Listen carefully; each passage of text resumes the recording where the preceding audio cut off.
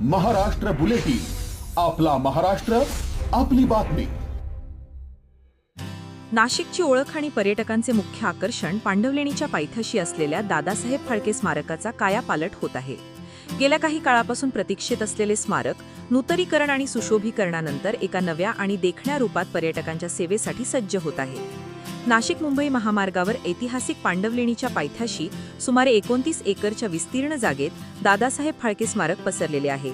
या स्मारकाच्या सर्वांगीण विकासासाठी आणि नूतनीकरणासाठी तब्बल 10 कोटी रुपयांचा भरीव निधी मंजूर करण्यात आला आहे. विशेष म्हणजे शालेय शिक्षण मंत्री दादा भुसे यांच्या विशेष पुढाकारातून आणि जिल्हा नियोजन समितीच्या निधीतून हे काम अंतिम टप्प्यात आलंय. फाळके स्मारकात रात्रीच्या वेळी पर्यटकांचे मुख्य आकर्षण ठरणारे रंगीबेरंगी आणि संगीतमय कारंजे येथे साकारण्यात येत आहेत. चित्रपट महर्षी दादासाहेब फाळके यांच्या स्मृतींना उजाळा देणारे एक अत्याधुनिक मिनी थिएटर येथे उभारले जात आहे. या कामाची जबाबदारी वेदटेक्स कॅब या नामांकित कंपनीला देण्यात आली आहे. स्मारकातील जुन्या प्रदर्शनी आणि दालनांना आधुनिक रूप दिले जात आहे. 29 एकर परिसरामध्ये सुंदर बगीचे, विस्तीर्ण लॉन आणि डोळे दिपवणारी विद्युत रोषणाई केली जात आहे. गेल्या अनेक दिवसांपासून या स्मारकाच्या दुरावस्थेबद्दल चिंता व्यक्त केली जात होती. मात्र आता 10 कोटींचा निधी खर्च करून युद्धपातळीवर सुरू असलेले काम अंतिम टप्प्यात आलंय. त्यामुळे आगामी काळात नाशिकमध्ये येणाऱ्या देशविदेशातील पर्यटकांसाठी फाळके स्मारक एक मोठी आणि आकर्षक पर्वणी ठरणार आहे, यात तीळमात्र शंका नाही.